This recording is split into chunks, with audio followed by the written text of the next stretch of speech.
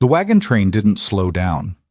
Clara Whitman stood in the mud, rain hammering her face, her 6-month-old son screaming against her chest, and watched the last lantern disappear into the darkness. They'd left her. All of them. Her husband had ridden out that morning to hunt and never came back. Now the storm was closing in. The broken wheel lay useless in the dirt, and she was alone on the Montana frontier with nothing but a baby, a canvas shelter that wouldn't last the night, and the terrible understanding that abandonment doesn't always come with warning. Sometimes it just comes. If you're watching from somewhere in the world right now, drop your city in the comments below. I want to see how far Clara's story travels. And if you're settling in for this journey, hit that like button. You're about to witness what happens when survival becomes the only choice left. The rain came down in sheets. Clara Whitman pressed her son tighter against her chest, trying to shield him with her shawl, but the wool was already soaked through. Samuel's cries had weakened to whimpers, and that terrified her more than his screaming had. 6 months old and already learning that the world didn't answer back. She stood beside the broken wagon wheel, watching the distant lights of the train fade into nothing. They'd stopped for barely 20 minutes, long enough for the wagon master to assess the damage, long enough for the other families to exchange glances, long enough for Mrs. Patterson to say what everyone else was thinking. "We can't wait. Storm's getting worse." Clara had begged. She'd promised she could fix it, promised she'd catch up, promised her husband would return any minute with fresh game and help. But Thomas hadn't come back. He'd left at dawn, rifle over his shoulder, telling her he'd seen deer tracks. That was 8 hours ago. "Your husband made his choice, Mrs. Whitman." The wagon master's voice had been flat, final. "I got 30 families depending on me to get them through this pass before snow. I'm sorry. Sorry didn't keep you warm. Sorry didn't fix wagon wheels. Sorry didn't explain why Thomas's horse was gone, why his saddlebags were gone, why the small leather pouch where they kept their traveling money was also gone."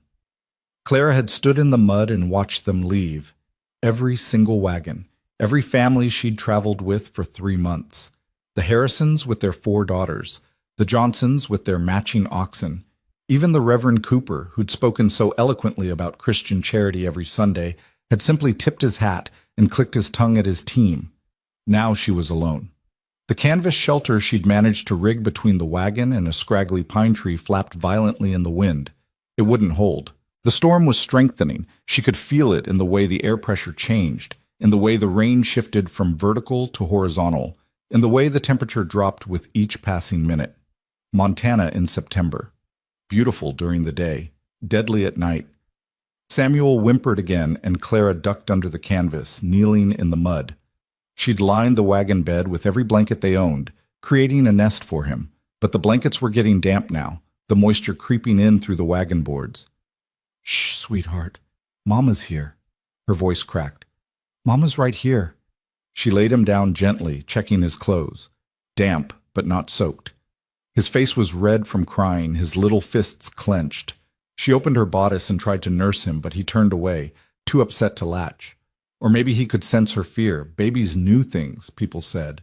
Knew when their mothers were frightened. Clara closed her eyes and tried to think. The wheel was broken beyond her ability to fix. The hub had cracked clean through when they'd hit that hidden rock. Thomas had been driving too fast, not paying attention, and she'd felt the sickening crunch, felt the wagon lurch. He'd cursed, jumped down, assessed the damage in 30 seconds.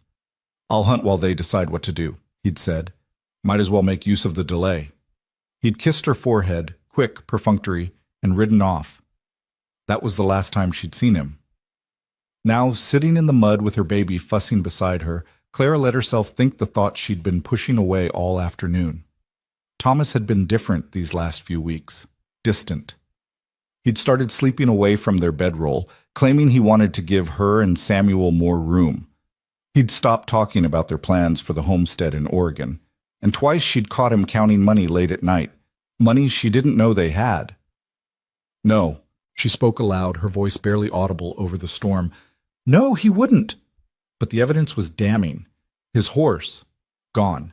His rifle, gone. His good coat, his father's watch, the money pouch, all gone. And Clara, with a broken wagon wheel and an infant left behind. Abandoned. The word tasted like ash. Thunder cracked overhead, so close she felt it in her chest. Samuel started screaming again, and Clara picked him up, rocking him desperately. "It's okay, baby. It's okay. We're going to be—" But she couldn't finish the lie. They weren't going to be okay. The temperature was dropping fast now. She could see her breath. Her fingers were numb. Samuel's cries were getting weaker again, that terrible weak sound that meant cold and hunger and exhaustion all mixed together. The canvas ripped free from one corner with a violent snap, exposing them to the full force of the rain. Clara scrambled to secure it, but the rope was slick, and her hands weren't working right anymore. She got it tied, barely, but she knew it wouldn't hold through the night. Night. It was getting dark already, the storm clouds blocking what little daylight remained. In another hour, she wouldn't be able to see her own hands, and the night would bring worse cold, possibly snow. She had no fire. Everything was too wet. She had no shelter that would last. She had no food except what little hardtack remained in her bag, and that was already soggy. Clara sank down in the mud, holding Samuel against her, and felt something inside her crack. This was how people died on the frontier. Not from Indian attacks or bear maulings or dramatic shootouts. They died quietly, in the mud, forgotten by people who had their own survival to worry about. They died because a wagon wheel broke at the wrong time, because a husband decided freedom was worth more than family, because a storm came in fast and brutal and unforgiving. "I'm sorry," she whispered to Samuel. "I'm so sorry, baby." His cries had stopped. He lay against her chest, breathing fast and shallow, his little body shivering. Clara wrapped the shawl tighter, but she had nothing left to give him. No warmth, no food, no hope. She closed her eyes. The rain hammered down, and then, through the roar of the storm, she heard it. Hoofbeats. Clara's eyes snapped open. She listened, hardly daring to breathe. Yes, hoofbeats, coming fast, coming closer. Relief flooded through her so intensely she felt dizzy. Thomas had come back. He'd gotten lost in the storm, or delayed somehow, but he'd come back. He hadn't abandoned them. She'd been wrong, she'd doubted him, but he was here now. The horse that emerged from the rain wasn't Thomas's bay gelding. It was a big roan mare, dark with water, her sides heaving. And the man on her back wasn't Thomas. He was taller, broader in the shoulders, wearing a wide-brimmed hat pulled low and a canvas duster that shed water in streams. He pulled the horse to a stop 20 feet away and sat there for a moment, looking at her broken wagon, her pathetic shelter, her mud-soaked figure holding a baby. Clara's relief curdled into fear. Out here, alone, vulnerable. This man could do anything, take what little she had, take worse. And she had no way to stop him. The stranger swung down from his horse in one smooth motion. He was maybe 35, with a weathered face and eyes that looked gray in the dim light. He approached slowly, hands visible, like he was gentling a spooked animal. "Ma'am." His voice was deep, rough from disuse. "You hurt?" Clara shook her head, unable to speak. He glanced at the broken wheel, at the disappearing wagon tracks already filling with water, at Samuel in her arms. His jaw tightened. "Where's your husband?" "He went hunting." The words came out automatically, the lies she'd been telling herself all day. "This morning. He should be back soon." The stranger's eyes met hers, and she saw he knew. Knew about the missing horse, the missing saddlebags, the missing man who wasn't coming back. But he didn't call her on it. "This storm's going to kill you." He stated it flatly, no emotion. "Both of you. You understand that?" Clara nodded slowly. "My ranch is 2 miles north." He gestured vaguely through the rain. "You can wait out the storm there, decide what to do after." "I can't leave the wagon." Even as she said it, she knew how ridiculous it sounded. Your things won't matter if you're dead." He was already moving, pulling items from the wagon bed with quick efficiency. "What do you need? Quick now." Clara's mind felt sluggish, frozen. The blankets, Samuel's clothes, my bag. There, the brown one." He grabbed them, rolling everything into a tight bundle and lashing it to his saddle. Then he turned back to her. "Can you ride?"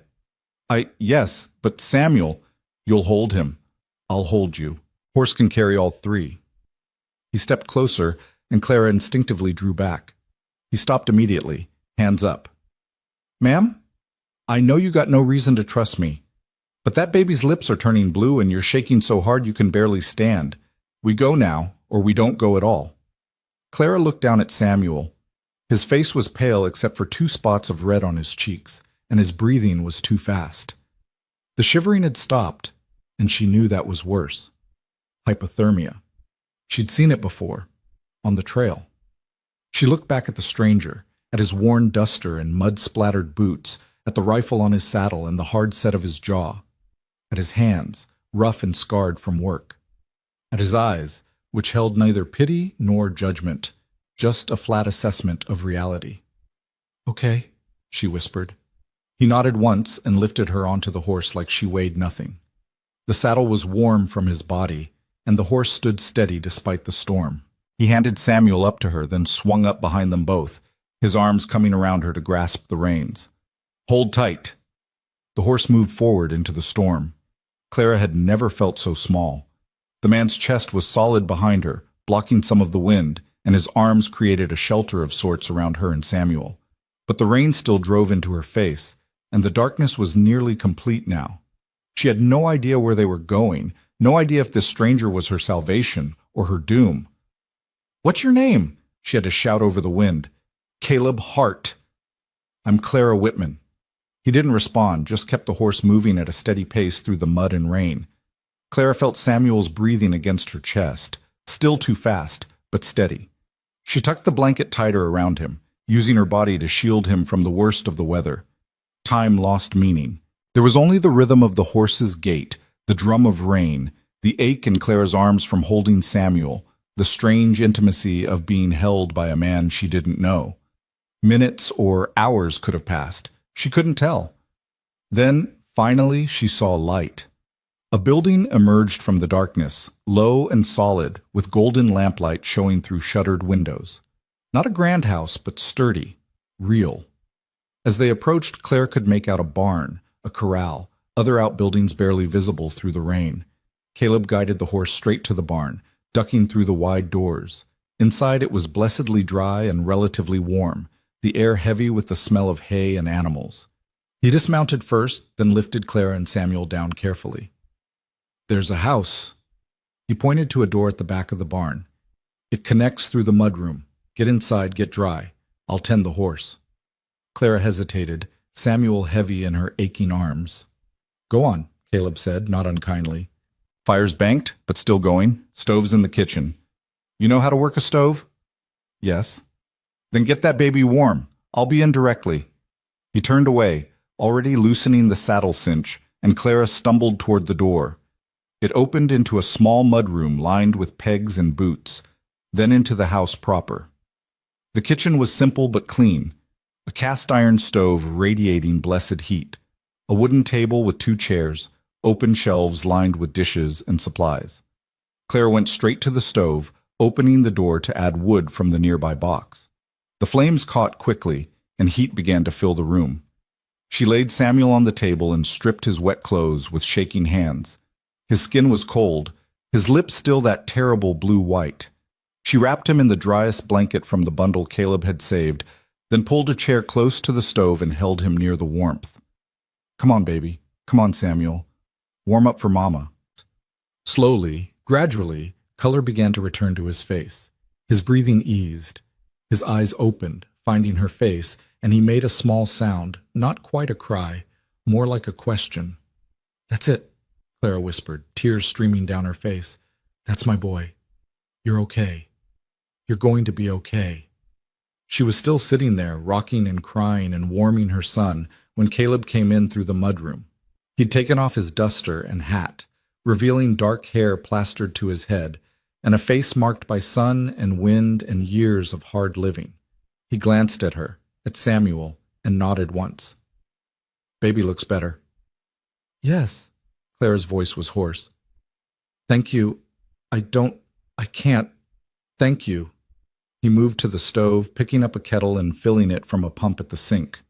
"You need to get warm too. Dry clothes in the bedroom, down the hall, first door. They'll be too big, but better than what you're wearing." He set the kettle on the stove. "I'll make coffee." Clara looked down at herself. She was soaked through, still shivering, her dress caked with mud. But the thought of leaving Samuel, even for a moment, felt impossible. "I'll watch him." Caleb's voice was gruff. "He'll be fine by the fire. Go." It was the firmness that convinced her, that same flat assessment of reality. She was no good to Samuel if she got sick.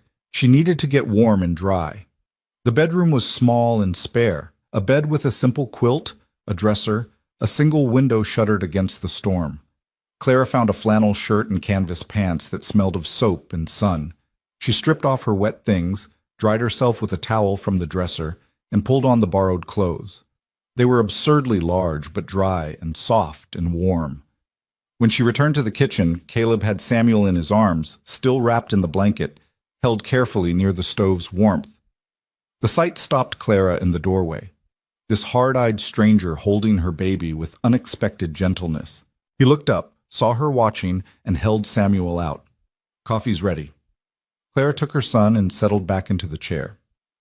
Caleb poured 2 cups of coffee, black and strong, and set one beside her. Then he pulled the other chair to the far side of the table and sat down, keeping distance between them. They sat in silence for a long time, listening to the storm rage outside while the kitchen stayed warm and dry and safe. Samuel finally latched on to Nurse, and Clara felt some of the terror leave her body. "The wagon train left you," Caleb said it quietly, staring into his coffee. Not a question. "Yes." "And your husband?" Clara's throat tightened. "I don't know where he is." Caleb nodded slowly, like this confirmed something he'd already suspected. "What were you headed toward?" "Oregon. We had plans for a homestead, 160 acres under the Homestead Act. Thomas said—" She stopped, swallowed. "He said we'd build a good life." "Oregon's still 6 weeks out this time of year, maybe more with a baby." "I know." Another long silence. Outside, thunder rolled across the mountains. "You can stay here tonight," Caleb finally said. "Storm should break by morning, then we'll figure out what comes next." "I can't impose—" "You already are," he said it matter-of-factly. "Questions not whether you're imposing. Questions what happens after the storm." Clara looked down at Samuel, now sleeping peacefully against her chest. What did happen after the storm? She had no wagon, no husband, no money, no way to reach Oregon even if she wanted to. She had a 6-month-old baby and nothing else. "I'll send word to Fort Benson," Caleb continued. "See if anyone knows about your husband. See what happened to your wagon train. But that'll take time, few days at least." "You've already done so much." "I found you dying in a storm." His gray eyes met hers, steady and uncompromising. "Wasn't going to ride past that. But now you're here, and that means we deal with what's real, not what's polite." Clara found herself nodding. There was something almost comforting in his bluntness. No false promises, no empty reassurances, just reality. "What's real," she said slowly, "is that my husband abandoned us, took everything we had and ran. I have no way to support myself or my son, and I have no idea what to do next." Caleb took a long drink of his coffee. "That's a start. Knowing what's true. Doesn't help much. Helps more than lying to yourself." He stood, refilling his cup. "You should sleep. Take the bedroom. I'll bunk in the barn." "I can't take your bed." "Yes, you can." He was already moving toward the mudroom. "Baby needs proper rest, and so do you. We'll talk more when you're not half frozen and exhausted." He was right, Clara realized. She was so tired she could barely keep her eyes open, the warmth and safety of the kitchen finally letting her body acknowledge what it had been through. "Mr. Hart," she said as he reached the door. He turned back. "Why did you help us?" Caleb was quiet for a moment, his hand on the doorframe. "Because someone had to." Then he was gone, leaving Clara alone with her sleeping son in a stranger's kitchen while the storm raged outside. She sat there for a while longer, drinking the bitter coffee, feeling warmth seep back into her bones. The house was solid around her, rough pine walls, a roof that didn't leak, a stove that held steady heat. Through the window she could see nothing but darkness and rain. Her wagon was out there somewhere, already being buried by mud and storm. Her old life, such as it was, disappearing under Montana weather. Tomorrow she would have to face questions she couldn't answer. Tomorrow she would have to figure out how to survive as a woman alone with a baby in frontier country that had no patience for weakness. But tonight She was warm. Samuel was safe. And a stranger named Caleb Hart had ridden into a killing storm because someone had to. Clara carried Samuel to the bedroom, laying him carefully in the center of the bed and building a nest of blankets around him. She lay down beside him, one hand on his small chest, feeling the steady rise and fall of his breathing.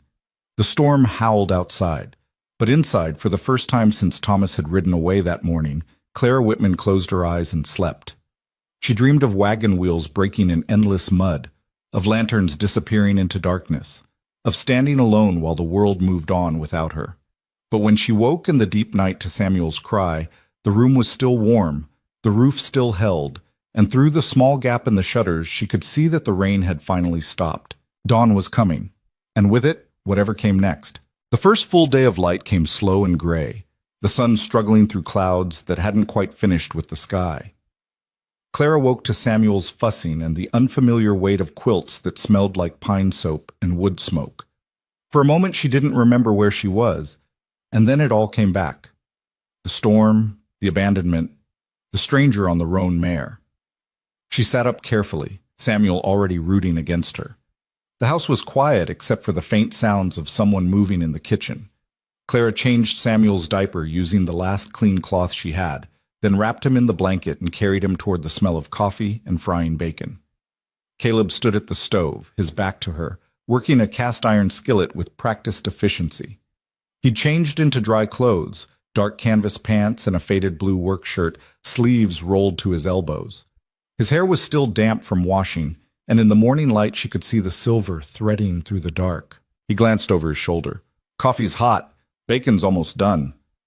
"You didn't have to eat anyway." He cracked eggs into the pan, 3 of them, the whites sizzling against the iron. "Baby sleep?" "Yes, better than I expected." Clara poured herself coffee, juggling Samuel on her hip. The kitchen looked different in daylight, still simple but well kept. Clean dishes on the shelves, a bunch of dried herbs hanging by the window, everything in its place. Caleb plated the food and set it on the table, then poured his own coffee and sat down across from her. He ate methodically, not speaking, his attention on his plate. Clara tried to eat one-handed, Samuel growing heavier by the minute. "I can hold him."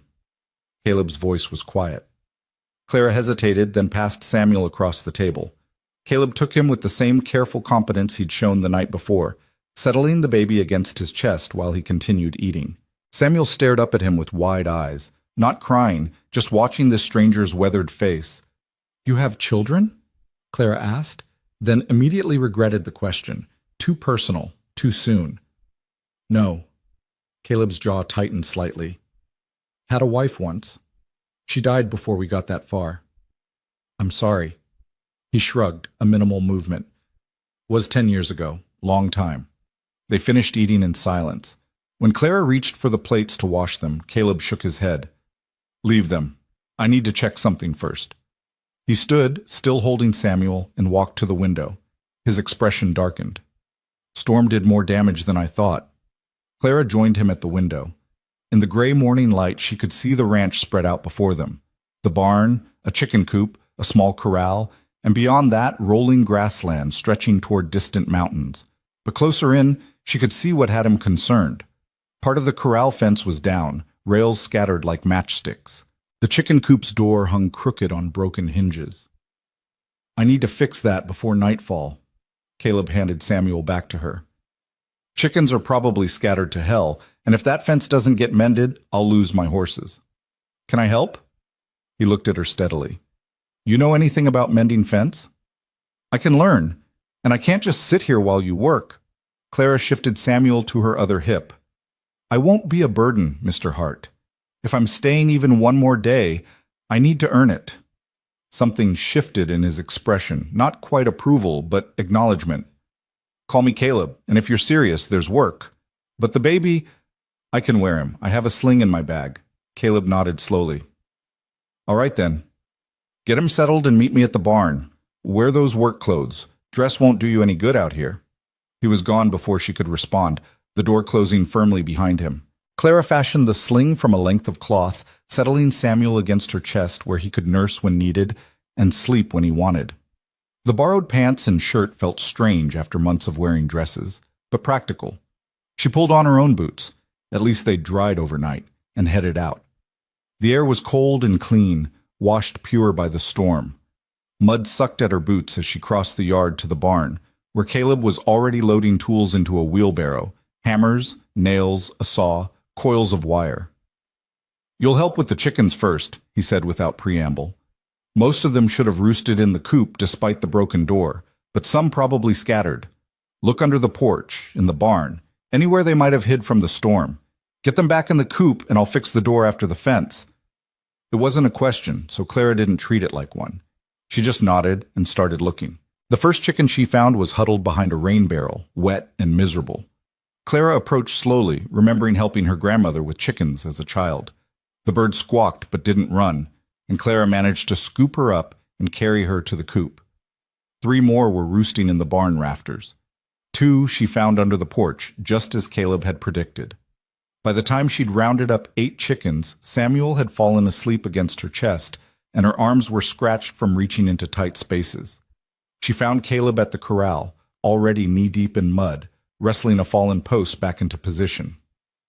"Found 8, she called. "Should there be more?" "Had 12 before the storm," he grunted, leveraging the post. "4's not bad.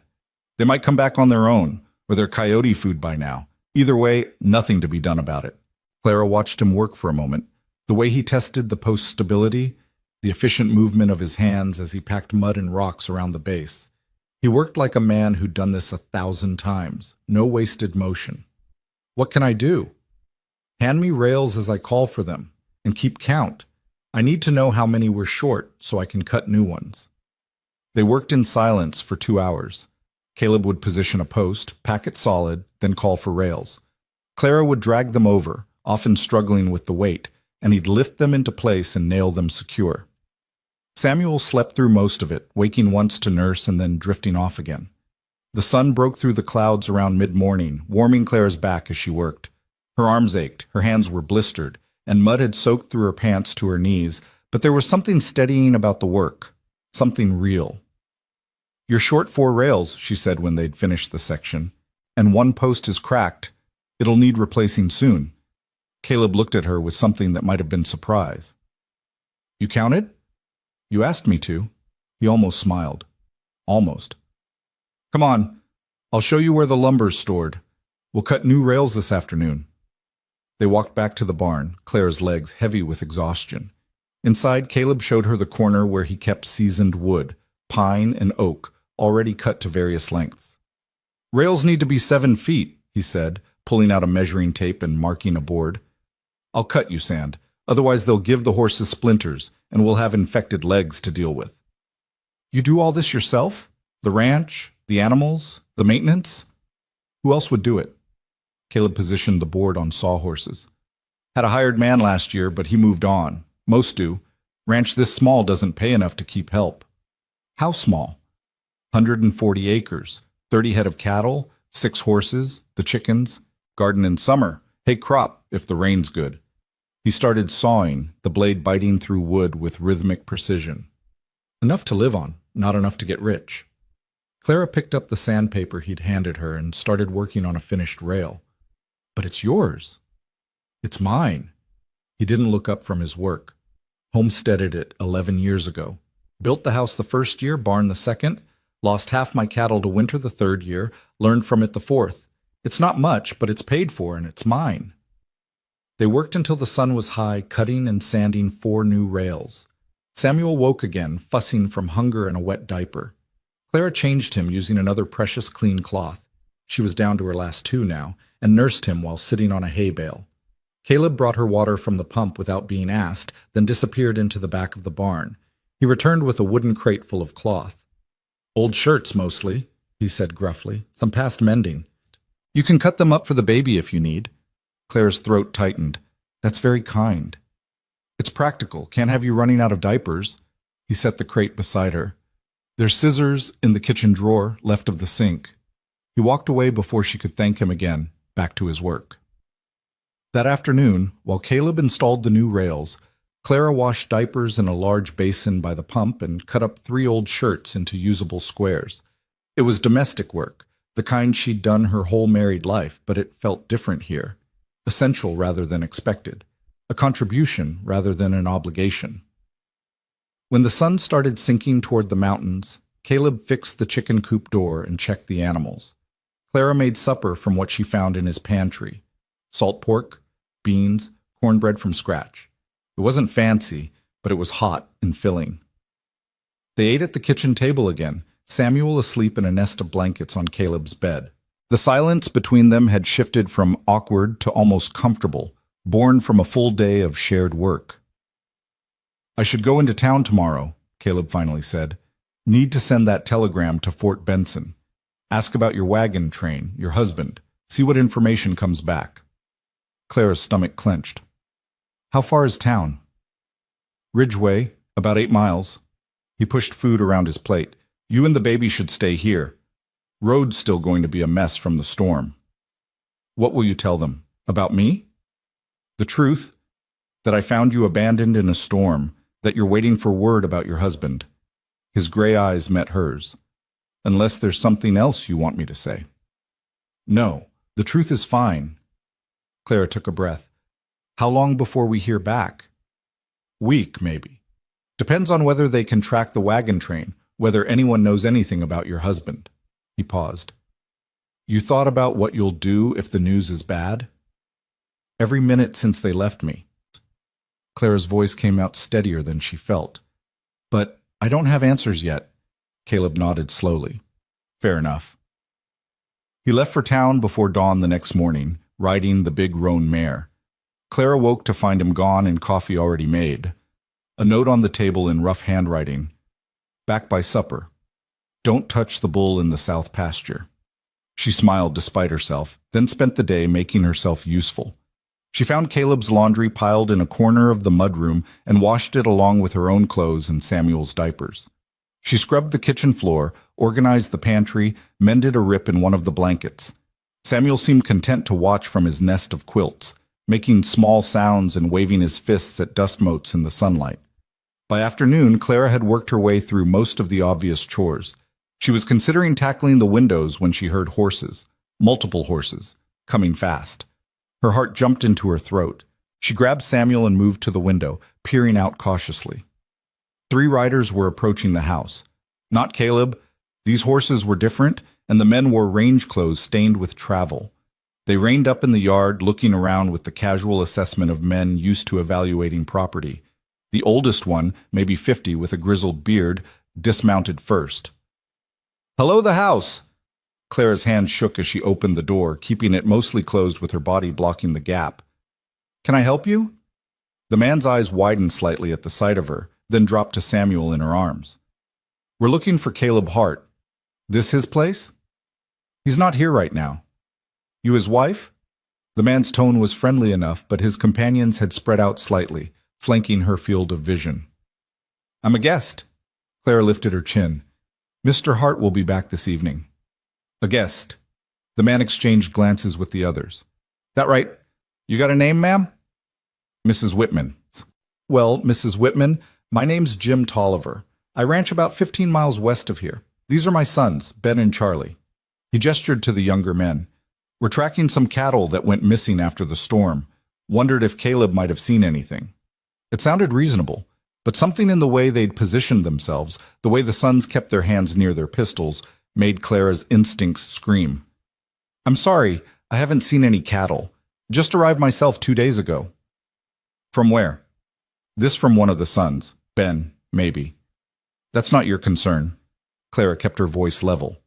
Jim Tolliver's friendly expression didn't waver, but his eyes went hard. "Now, ma'am, we're just trying to be neighborly. Asking questions, no need to be unfriendly about it." "I've answered your question.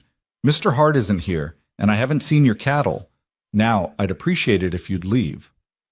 "Awful protective of a place that's not yours." The other son, Charlie, had a mean edge to his voice. "You sure Hart knows you're here? Pretty young woman, all alone in a man's house. Might give folks the wrong idea." Clara's face flushed, but she held her ground. "Mr. Hart saved my life and my son's life. I'm waiting here for news about my husband. That's all you need to know." "Your husband know where you are?" Jim Tolliver took a step closer. Clara started to close the door. You need to leave. Now. Hold on. Tolliver put his hand on the door, stopping it. We're just talking. And then another voice cut through the tension, cold and absolutely steady. Take your hand off that door. Everyone turned. Caleb sat on his horse at the edge of the yard, rifle across his saddle, pointed in their general direction. Clara hadn't heard him approach. None of them had. Jim Tolliver removed his hand slowly. Caleb, didn't expect you back so soon. Clearly, Caleb didn't move, didn't lower the rifle. What are you doing at my house, Jim? Just asking questions. Lost some cattle in the storm. Thought you might have seen them. Haven't. Now you've asked, you can go. Your guest here was just telling us about her husband. Jim's tone had gone sly. Seems like an interesting situation. Seems like none of your business. Caleb's voice was flat. Mrs. Whitman is under my protection. That's all you need to know. Now get off my land. The sons looked at their father, hands still near their guns. For a long moment, no one moved. Then Jim Tolliver smiled, showing tobacco-stained teeth. Sure, Caleb. No harm meant. Just being neighborly. He swung back into his saddle. But you might want to think about appearances. Woman alone, baby with no father around. People talk. Let them. Caleb's rifle hadn't moved an inch. Leave. The Tollivers rode out slowly, taking their time, making it clear they were leaving by choice, not force. Caleb didn't move until they were out of sight over the rise. Only then did he lower the rifle and dismount. Clara realized she was shaking. Samuel was crying, picking up on her fear, and she tried to soothe him with trembling hands.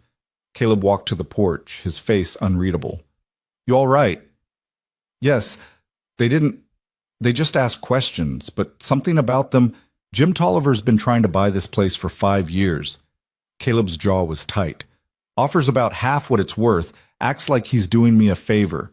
Last year he tried to claim water rights that would have cut off my creek. Lost that fight with the land office, but he's been looking for an angle ever since. You think he'll cause trouble? I think Jim Tolliver causes trouble the way other men breathe. Caleb opened the door wider. But he won't come back here. Not after that. Clara stepped inside, her legs suddenly weak. Caleb followed, closing the door firmly and setting the rifle by the entrance. I'm sorry, Clara said. I shouldn't have opened the door. You did fine. Didn't tell them anything they could use, kept yourself safe. He moved to the stove, stoking the fire with short, controlled movements. But he was right about one thing. People will talk. Clara's chest tightened. I can leave. If my being here causes you problems, where would you go? Caleb turned to face her, his expression almost harsh. You've got no money, no husband, no wagon. Winter's coming in 6 weeks. Where exactly do you think you'd go? I don't know. Clara's voice broke. But I won't be the reason you lose your ranch. Caleb stared at her for a long moment. Then his shoulders dropped slightly. You're not going to lose me my ranch. Jim Tolliver's been trying that for years without success. Having a woman and baby here doesn't change anything. But what he said about appearances? He's trying to scare you, make you think you're a liability. Caleb pulled out a chair and sat down heavily. Don't let him. Clara sank into the other chair, bouncing Samuel gently. Did you send the telegram? Yes. Asked about the wagon train, asked about your husband. Telegraph operator knew something. I could see it in his face. But he said he needed to check records, send some messages of his own. Said to come back in 3 days. He knew something about Thomas? Maybe. Or maybe about the wagon train. Hard to say. Caleb rubbed his face tiredly. But we'll know soon enough. 3 days. Clara looked down at Samuel, who had finally stopped crying and was starting to nurse. 3 days before she learned the truth, she already knew in her bones that Thomas had abandoned them deliberately, that he'd planned it, that everything she'd built her life on was a lie. I meant what I said about pulling my weight, she said quietly. However long I'm here, I won't be dead weight. Never thought you would be. Caleb stood and moved to the stove. You made supper? Beans and cornbread, nothing fancy. Fancy doesn't fill a stomach. He lifted the lid on the pot, and Clara saw his shoulders relax slightly at the sight of hot food waiting. Thank you. They ate together as the sun set, talking little, the tension from the Tollivers' visit slowly easing. After the dishes were washed and Samuel was asleep, Clara stood at the window looking out at the darkening mountains. "Caleb?" She spoke without turning. "Why are you doing this? Really?" She heard him shift behind her. "Told you already. Someone had to." "That's not a reason. That's an excuse." Clara turned to face him. "You could have taken us to town, left us at the church, or with the sheriff. But instead you brought us here, to your home. Why?" Caleb was quiet for so long she thought he wouldn't answer. Then, "My wife died in a storm. Different kind of storm, cholera, swept through the valley one summer. I was away buying cattle, didn't even know she was sick until I came home and found her buried. Town folks did that, buried her, said some words. But not one of them had helped her when she was dying. Not one had sat with her, or held her hand, or made sure she wasn't alone." His voice was rough, the words clearly costing him. "They said it was too dangerous, too contagious. Said they had their own families to think about. And maybe that's true. Maybe they were right to protect themselves, but Sarah died alone, and I wasn't there, and nobody cared enough to risk anything for her." He looked at Clara directly. "So when I saw you in that storm with your baby, I thought about Sarah, and I thought about all the reasons I could ride past, the danger, the inconvenience, the complications, all the good practical reasons. And then I thought about Sarah dying alone. And I stopped the horse." Clara's throat was tight. "I'm sorry. About your wife. Long time ago." But his eyes said different. "Point is, you're here now. We'll figure out the rest as it comes." That night, Clara lay in Caleb's bed with Samuel beside her and listened to the house settle around them. Somewhere beyond the walls, Caleb was sleeping in the barn, giving up his own comfort without complaint. The Tollivers were out there too, probably already spreading rumors about the woman staying at Caleb Hart's ranch. 3 days until she learned what had happened to Thomas. 3 days until she had to face the full truth of her abandonment. But tonight, in this moment, she was warm and fed and safe. Samuel was breathing steadily beside her, healthy and content. And a man named Caleb Hart, carrying his own grief like stones in his pockets, had chosen to help them for no other reason than because someone had to. Clara closed her eyes and let herself rest, knowing that tomorrow would bring its own challenges. The present was all she could manage, and for now, the present was enough. The 3 days passed in a rhythm of work and waiting. Clara fell into the pattern of ranch life without discussion, up before dawn to start coffee, feeding chickens while Caleb tended the horses, cooking meals that stretched his supplies to feed 3 instead of 1. Samuel seemed to thrive in the mountain air, his cheeks growing rounder, his cries stronger. On the second morning, Clara found Caleb repairing a saddle in the barn, his hands working leather with the same steady competence he brought to everything. "I need to learn to ride," she said without preamble. He looked up, surprised. "Why?" "Because if I'm going to survive out here, I need to know how. A woman who can't ride is useless in this country." Caleb studied her for a moment, then nodded. "This afternoon, after the heat breaks." He chose a gentle mare named Rosie, patient and steady, and spent 2 hours teaching Clara the basics: how to mount, how to sit, how to use her legs and not just the reins. Samuel watched from a sling on Caleb's chest, making small sounds that might have been encouragement. "You're gripping too tight with your knees," Caleb said, walking beside the horse. "Let yourself move with her. She's not going to throw you." Clara forced herself to relax and immediately felt the difference. The mare's gait smoothed out, and for the first time she felt like she was riding rather than just clinging. "Better." Caleb's voice held approval. "Try a trot now. Just to the fence and back." By the time the sun was setting, Clara's legs were shaking and her backside was sore, but she could mount and dismount on her own and had managed a slow trot without falling. It wasn't much, but it was a start.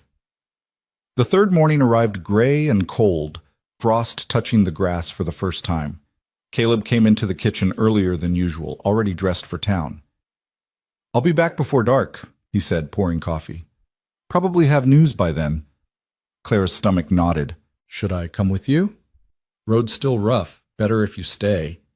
He hesitated, then added, "Whatever I hear, you'll know it all. I won't keep things from you." "I know." And somehow she did know. Caleb might be hard and blunt, but he wasn't a liar. She watched him ride out, then forced herself to work.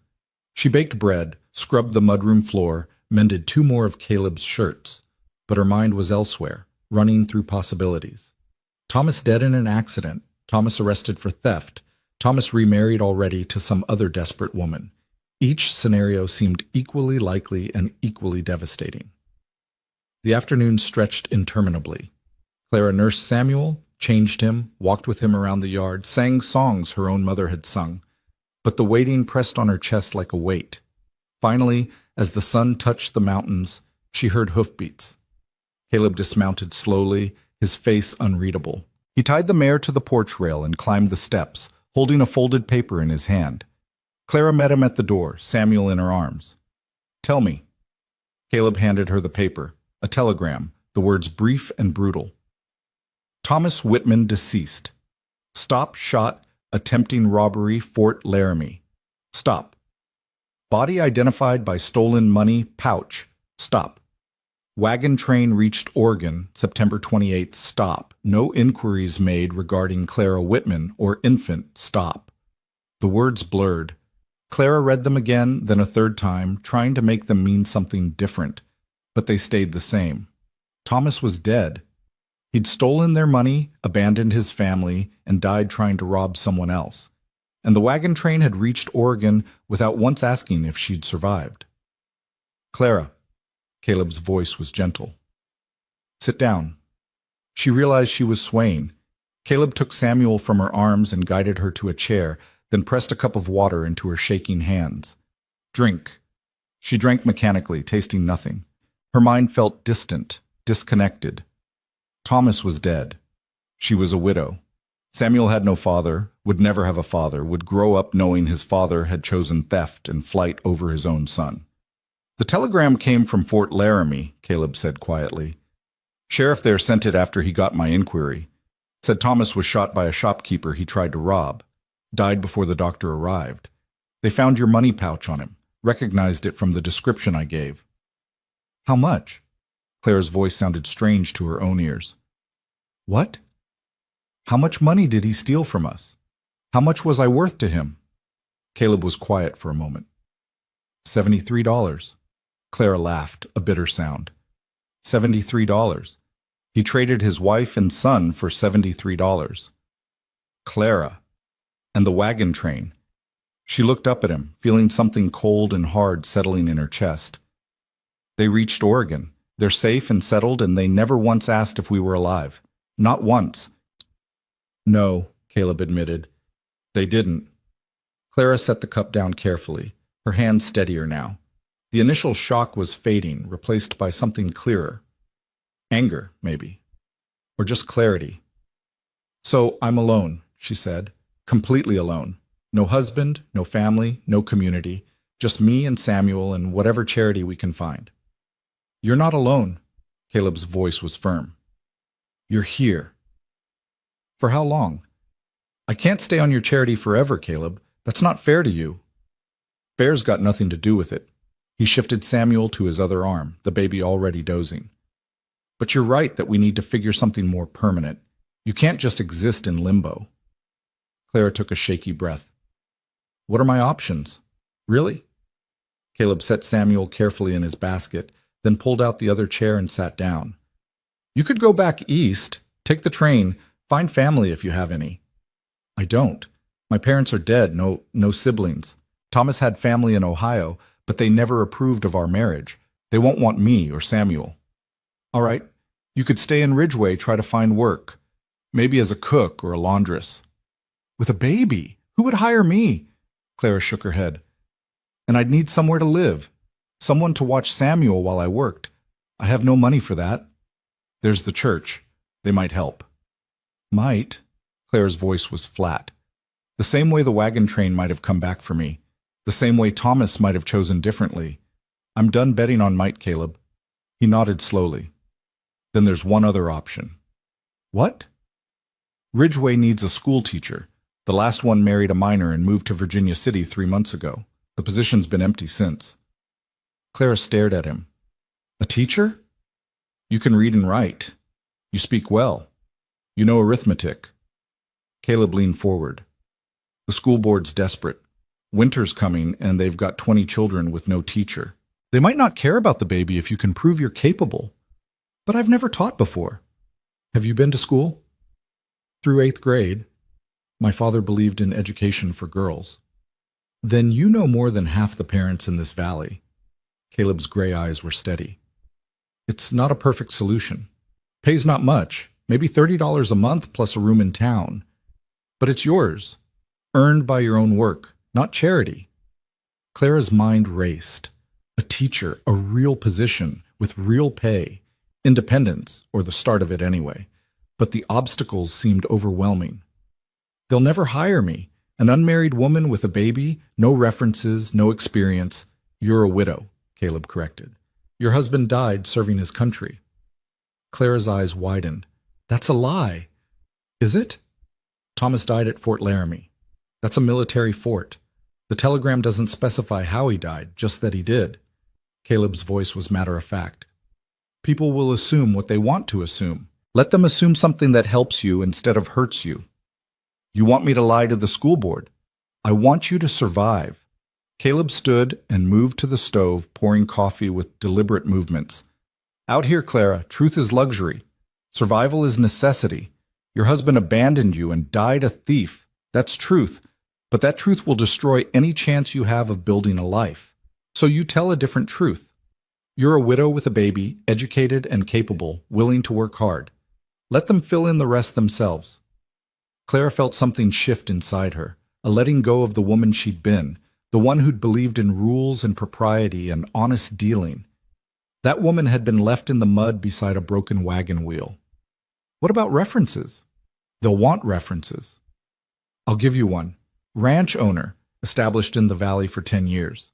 I'll tell them you're honest, hardworking, and educated. He turned to face her. It's not a lie. You're all those things. You barely know me. I know you didn't fall apart when your world ended. I know you work without complaining, and you learn fast. I know you love your son enough to fight for him. Caleb's voice softened slightly. That's more than most people show in a month, let alone 3 days.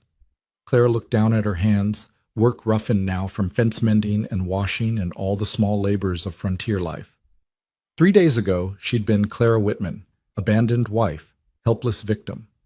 Now Caleb was offering her a chance to be someone else, someone who made her own way. When would I start?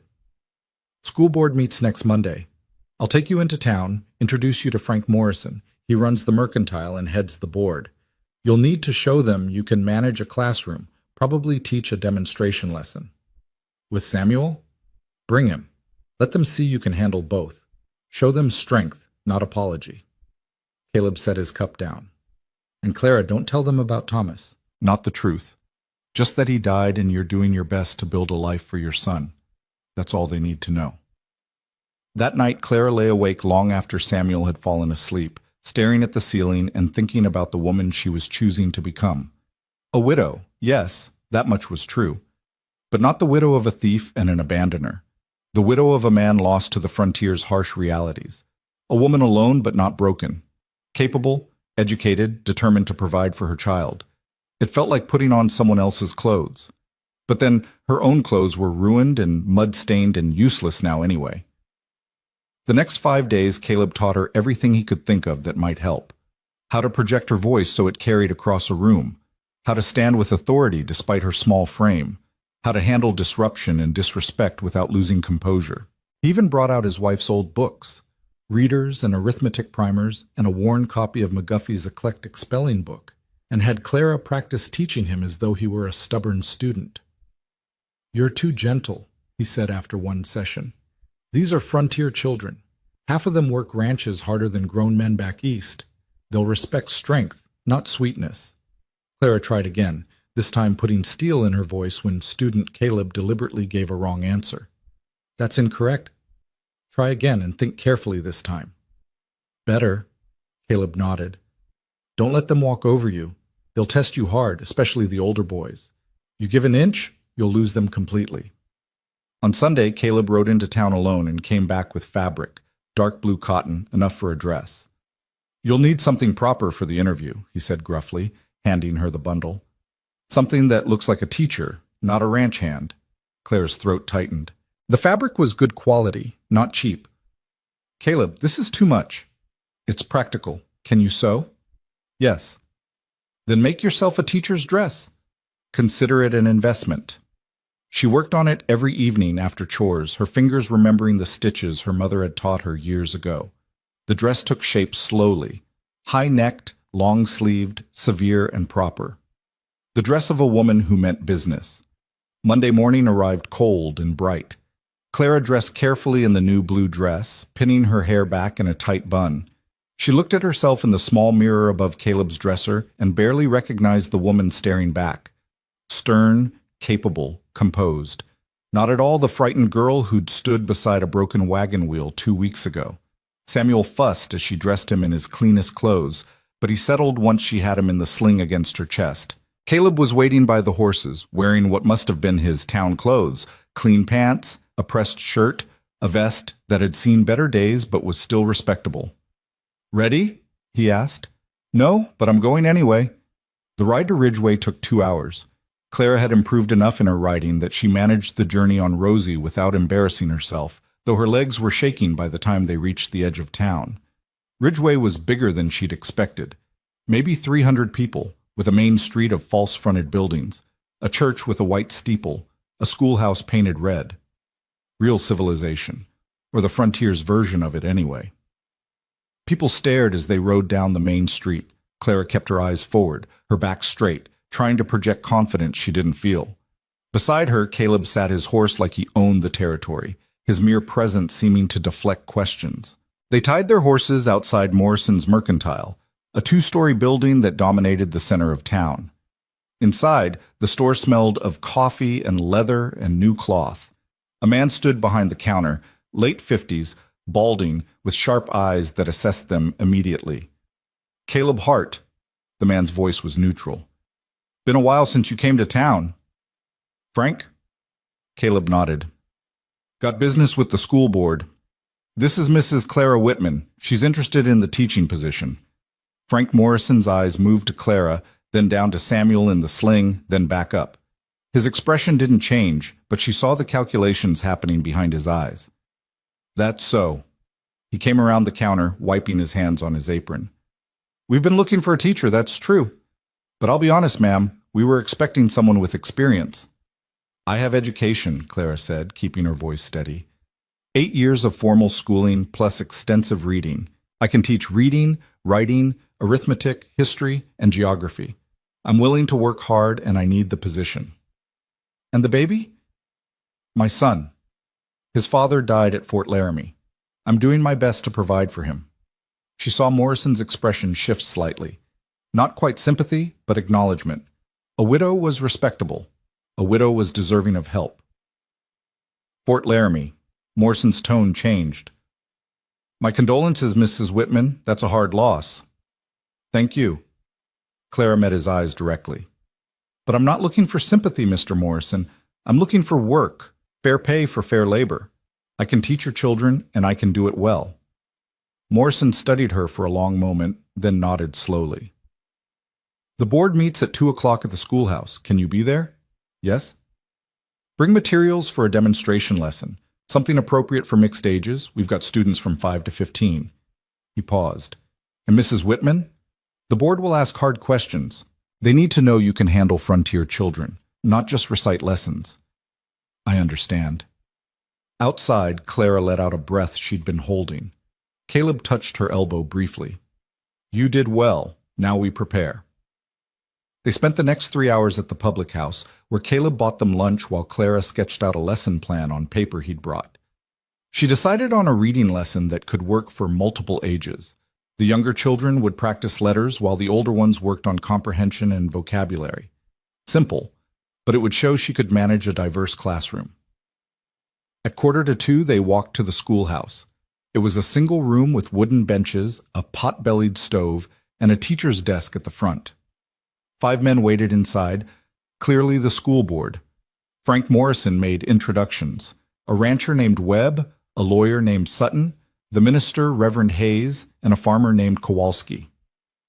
"Mrs. Whitman," Morrison gestured to the front of the room. "We've discussed your situation. Before we go further, we have questions. Clara moved to stand by the teacher's desk, Samuel warm against her chest. Of course. You're a widow. This from Sutton, the lawyer. How long ago did your husband pass? 2 weeks? Claire kept her voice level. He was traveling with our wagon train when he died. I was left with nothing but my son and the few possessions I could carry. And you came here how? Webb, the rancher, had skeptical eyes. Mr. Hart found me stranded after a storm. He offered shelter until I could determine my next steps. Clara looked at each man in turn. I'm not asking for charity, gentlemen. I'm asking for an opportunity to work, to earn my own way and provide for my child. The pay is $30 monthly, Morrison said, plus a room above the mercantile, small but private. You'd be responsible for teaching 5 days a week, managing the classroom, and keeping attendance records. That's acceptable. The children can be difficult, Reverend Hayes said quietly. Many work full days on ranches and come to school tired and resistant. The older boys especially can be challenging for a woman teacher. I'm not afraid of hard work or difficult students. Clara shifted Samuel slightly. But I won't tolerate disrespect or disruption. I'll teach with kindness, but also with firmness. These children deserve an education, and I intend to give them one. Kowalski, who hadn't spoken yet, leaned forward. What happens if the baby cries during lessons? I'll manage it. I can teach while nursing if necessary, and if Samuel needs attention that disrupts class, I'll handle it quickly and return to instruction. My son won't prevent me from doing this job well. The men exchanged glances. Finally, Morrison stood. Give us the demonstration lesson. Show us what you can do. Clara had them sit on the student benches, and for the next 20 minutes she taught as though they were children. She wrote letters on the slate board, asked questions, corrected imaginary mistakes with patience but authority. She incorporated movement to keep attention, used praise strategically, and when student Webb deliberately acted up, she shut him down with a look and a firm redirect that made the other men hide smiles. When she finished, the room was quiet. Thank you, Mrs. Whitman, Morrison said. We'll discuss and send word to you within the week. With respect, Mr. Morrison, I need an answer today. Clara kept her voice calm, but didn't back down. I'm staying at Mr. Hart's ranch currently, but that's a temporary situation. If you're not hiring me, I need to know so I can pursue other options. It was a bluff. She had no other options, but she said it with enough confidence that it sounded like simple pragmatism. Morrison's eyebrows rose. That's direct? I can't afford not to be.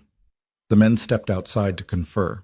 Clara stood by the teacher's desk, Samuel starting to fuss now, her heart hammering against her ribs. She'd done everything she could. The rest was up to them. When they returned, Morrison was holding a key. The position is yours, Mrs. Whitman. Classes start next Monday. I'll show you the room now and we'll settle details tomorrow. He handed her the key. Welcome to Ridgeway. Clara's knees went weak with relief, but she kept her composure. Thank you, gentlemen. I won't disappoint you. Outside, Caleb was waiting by the horses. One look at her face and he nodded, something like pride flickering in his eyes. You got it. I got it. Clara felt giddy and terrified in equal measure. I start Monday.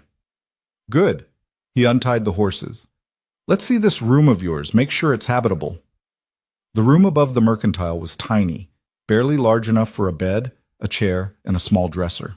But it had a window that looked out on the mountains, a small stove for heat, and it was hers, earned by her own capability, not given out of pity. Clara stood in the center of the room, holding Samuel, and felt something crack open inside her chest. Not quite hope. She was too practical for that yet. But possibility. The chance to build something from nothing, to make a life where she chose the terms. It's perfect, she whispered. Caleb stood in the doorway, too large for the small space. You'll need things. Bed, blankets, dishes. I can bring some from the ranch until you get settled. Caleb, Clara turned to face him. You've done so much already, more than anyone had a right to expect. I can't keep taking. You're not taking, I'm offering. His voice was gruff. And before you argue, think about what you'd do in my position. If you had the means to help someone get their feet under them, wouldn't you? Clara thought about the woman she'd been 2 weeks ago, standing in the mud watching the wagon train disappear. Thought about the woman she'd decided to become. Harder, more practical, willing to take what she needed to survive. That woman knew better than to refuse help when it was offered honestly. "Yes," she said finally, "I would. Thank you."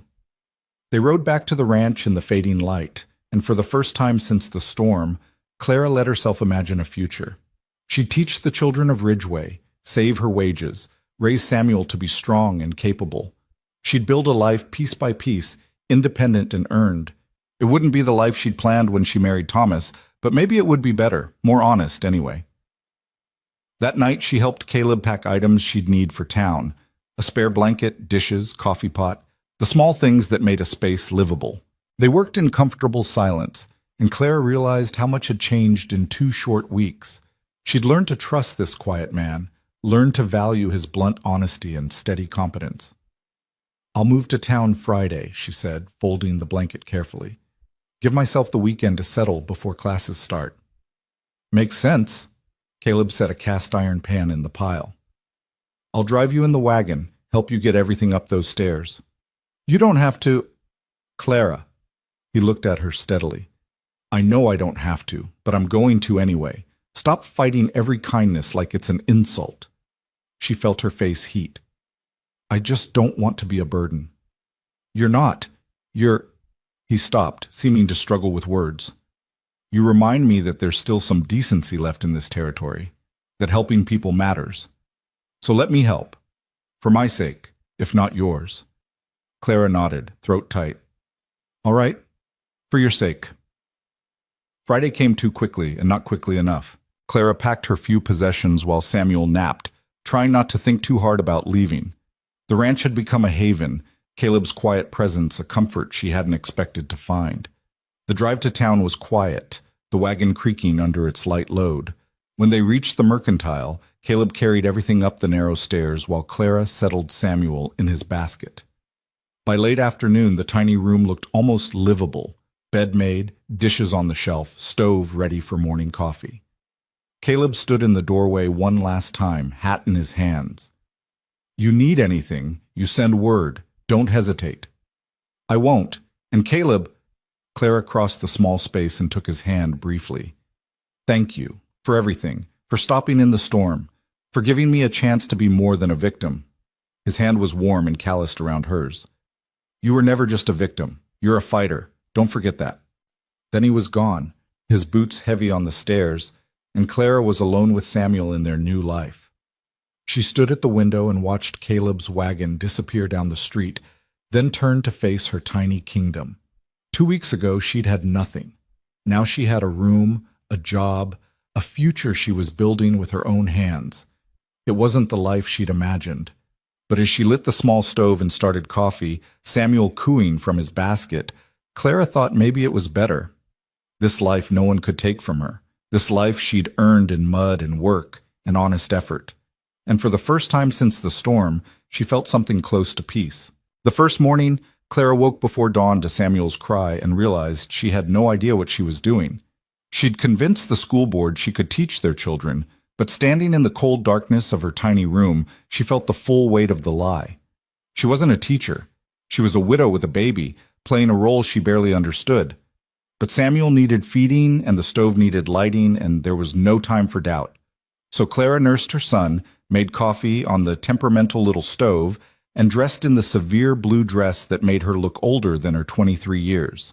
By the time the sun touched the mountains, she was walking toward the schoolhouse with Samuel in his sling and a knot of fear in her stomach. The schoolhouse was empty and cold. Clara set about building a fire in the pot-bellied stove, then arranged the benches in rows and wrote the day's date on the slate board in careful script. Her hands shook slightly, but the familiar ritual of preparation steadied her. This was just work. She could do work. The first student arrived at 7:30. A small girl, maybe 6 years old, with blonde braids and suspicious eyes. "You're the new teacher?" The girl looked Clara up and down. "You don't look like a teacher." "I am, though. What's your name?" "Emma Kowalski. My pa's on the school board." "I remember." "Hello, Emma." Clara gestured to the benches. "Choose your seat. We'll begin when everyone arrives." More children trickled in over the next half hour. Clara counted them as they entered, noting ages and attitudes. The younger ones were curious and shy. settling into seats without fuss. But the older students, 3 boys who looked 14 or 15, entered last with deliberate swagger, taking seats in the back row and watching Clara with open skepticism. "Good morning," Clara said when the clock struck 8. "My name is Mrs. Whitman, and I'll be teaching you this year. Let's begin with introductions. Starting from the front, tell me your name and your age." She learned their names quickly, 18 students total, ranging from 5-year-old Johnny Webb to 15-year-old Marcus Tolliver, who she recognized with a sinking feeling as Jim Tolliver's son. He had his father's mean eyes and his father's smirk. "All right," Clara moved to the slate board. "We'll start each day with penmanship practice. Younger students will copy letters, older students will work on composition. Let's begin." The first hour went smoothly. The children bent over their slates, and Samuel dozed against Clara's chest while she moved between rows, correcting grip and posture. But during the arithmetic lesson, trouble started. "This is baby work," Marcus announced loudly. "My pa says you don't know nothing about teaching." Clara stopped mid-sentence and turned to face him. The room went silent. "Your father is entitled to his opinion," she said calmly, "but in this classroom, you'll show respect or you'll leave. Which will it be?" Marcus grinned, enjoying the attention. "What if I don't want to do either?" "Then you'll stand in the corner until you decide." Clara pointed to the front corner of the room. "Now." "You can't make me." Clara walked to his desk and stood directly in front of him, close enough that he had to look up to meet her eyes. "You're right. I can't make you, but I can send a note to your father explaining why you've been expelled from school. I imagine he'll have opinions about that too." Something flickered in Marcus's eyes. Calculation, then uncertainty. He clearly hadn't expected her to call his bluff. "Or," Clara continued, her voice dropping lower so only he could hear, "you can stand in the corner for 10 minutes, return to your seat, and we can continue like civilized people. Your choice, Marcus." The silence stretched. Then Marcus shoved back his chair and stalked to the corner, his face red. The other students watched with wide eyes, and Clara returned to the front of the room as though nothing had happened. "As I was saying, when multiplying 2-digit numbers, we begin with the ones place." Marcus stood in the corner for exactly 10 minutes, then returned to his seat without a word. He didn't cause trouble again that day, but Clara could feel his resentment simmering. She'd won the first battle, but the war wasn't over. The rest of the week followed a similar pattern. The younger children adored her, eager to please and quick to learn. The middle students were respectful and diligent, but the 3 older boys, Marcus, his friend Jake Sutton, and a ranch hand's son named Cole, tested her constantly. Talking during lessons, giving deliberately wrong answers, making crude jokes just loud enough for her to hear. Clara handled each incident with firm consistency. She never raised her voice, never showed anger, just enforced consequences. Stand in the corner, write lines, stay after class. The boys seemed frustrated that they couldn't provoke her into losing control. By Friday afternoon, Clara was exhausted. Teaching was harder than any ranch work she'd done. The constant vigilance, the need to manage 18 different minds at once, the pressure of knowing that any show of weakness would lose her the classroom entirely. And through it all, Samuel needed feeding and changing and attention, though he'd been remarkably good about sleeping during lessons. She was cleaning the slate board after dismissal when Frank Morrison appeared in the doorway. "Mrs. Whitman, how was your first week?" Clara set down the eraser. "Challenging, but manageable. The students are learning." "I heard about the trouble with Marcus Tolliver." Morrison's expression was unreadable. "His father came to see me yesterday." Clara's stomach dropped, but she kept her voice level. "What did he say?" "That you're too harsh. That his son doesn't respond well to discipline. That maybe a woman teacher isn't suitable for frontier children, after all." Morrison paused. "I told him that his son needs to learn respect, and if he can't manage it in your classroom, he can learn it at home instead." Relief flooded through Clara. "Thank you." "Don't thank me yet. Jim Tolliver's not done making trouble. He never is. But you handled that situation right. The other parents are satisfied, and that's what matters." Morrison tipped his hat. "Keep doing what you're doing, Mrs. Whitman. And if Marcus gives you real problems, you let me know." That evening, Clara sat in her tiny room nursing Samuel and feeling the weight of the week settle into her bones. She'd survived. Barely, but she'd survived. The teaching itself was rewarding.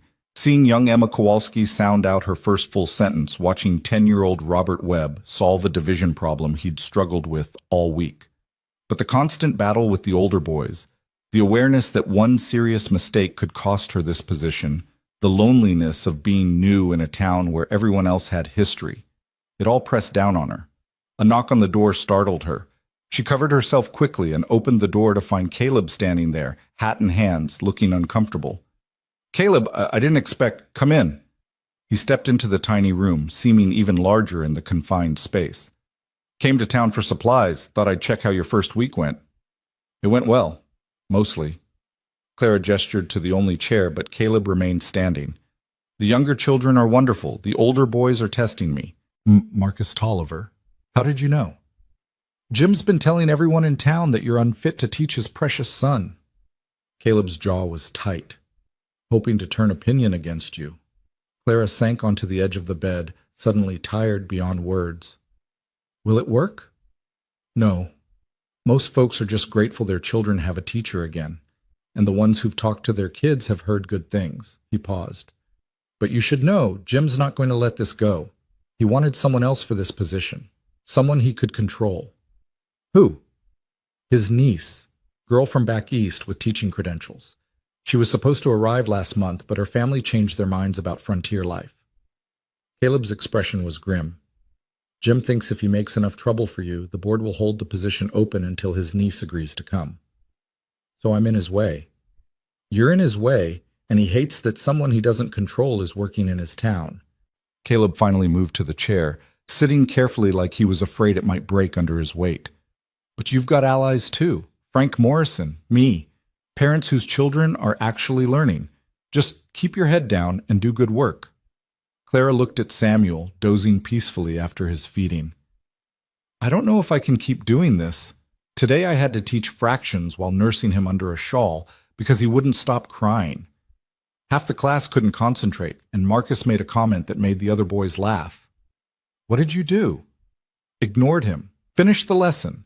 "But Caleb, what happens when Samuel gets older and needs more attention? What happens when winter comes and this room is so cold I can barely think? What happens when—" Her voice broke. "What if I'm not strong enough for this?" Caleb was quiet for a long moment. When he spoke, his voice was gentler than she'd ever heard it. "You stood in a storm with a dying baby and didn't quit. You learned to ride in 3 days. You faced down a classroom of frontier children who've broken stronger teachers than you. You're strong enough, Clara. You just have to believe it." "I'm scared." "Good. Fear keeps you careful." He leaned forward, elbows on his knees. "But don't let it make you small. You earned this position. You're doing good work. Don't let Jim Tolliver or anyone else convince you otherwise." Clara wiped her eyes quickly. "Thank you for coming. I needed to hear that. I'll come by every week or so. Bring supplies if you need them. And if you ever want to bring Samuel out to the ranch on weekends, you're welcome. Might do you both good to get out of town." After Caleb left, Clara stood at her small window watching the town settle into evening.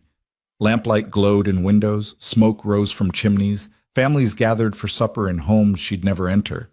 She was separate from all of it, alone in her tiny room above the mercantile.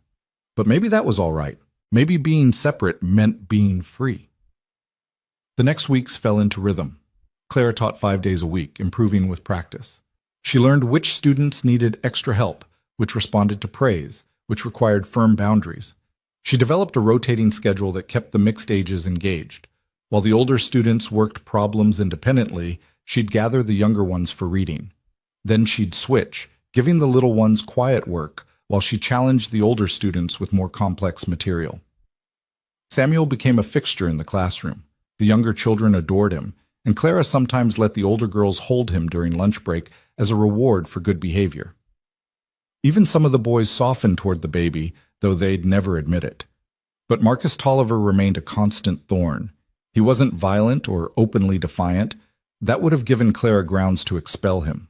Instead, he was subtly disruptive, dropping his slate at crucial moments, asking questions designed to waste time, making faces behind Clara's back that set the other students giggling.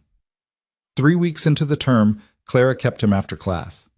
"Marcus, sit down. We need to talk." He slouched into a chair, arms crossed. "What? Why do you hate me?" The direct question caught him off guard. "I don't." "Yes, you do. And I want to know why." Clara sat on the edge of her desk, Samuel asleep in his basket beside her.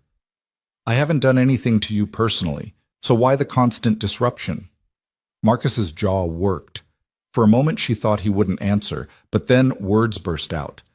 "My pa says you're a liar. Says you're not really a widow, that you probably ran away from your husband and made up some story. Says women like you are—" He stopped, his face reddening. "Women like me are what?" "Nothing. Forget it." Clara took a careful breath, keeping her voice calm.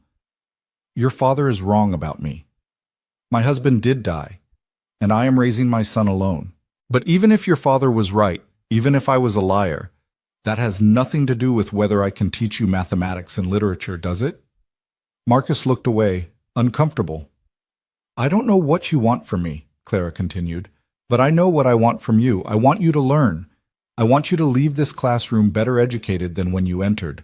Everything else, your father's opinions, my personal life, whether you like me, none of that matters as much as whether you can read, write, and think clearly. Can you do that? Can you set aside the rest and just learn?" Silence stretched between them. Finally, Marcus shrugged, still not meeting her eyes. "I guess." "Then that's what we'll do. You focus on learning, I'll focus on teaching. Deal?" Another shrug. "Sure." It wasn't a victory, not really. But when Marcus returned Monday, he was fractionally less disruptive. He still didn't participate enthusiastically, but he stopped actively sabotaging lessons. It was enough. October arrived with the first real cold. Clara woke one morning to frost on her window and realized with a sick feeling that winter was coming and she was completely unprepared. Her tiny stove barely heated the small room, and she had only 2 blankets for herself and Samuel. The walk to school would be brutal in snow, and the schoolhouse stove, while larger, consumed wood at an alarming rate. She was worrying over finances that evening when another knock came. This time it was a woman Clara recognized from church, Martha Hayes, the minister's wife. "Mrs. Whitman, I hope I'm not intruding." "Not at all, please, come in." Martha entered carrying a large basket. "Some of us ladies thought you might need a few things for winter. Nothing fancy, just practical items." She began unpacking 2 thick quilts, a warm shawl, knitted socks, a tin of rendered fat for the stove, candles, and at the bottom, a beautiful hand-sewn baby blanket. Clara's throat closed up. "Mrs. Hayes, this is too much nonsense. We take care of our own in Ridgeway, and like it or not, you're one of us now." Martha's smile was warm. "My daughter Lucy is in your class. She comes home every day chattering about what she learned. That's worth more than a few quilts." After Martha left, Clara sat surrounded by the gifts and cried.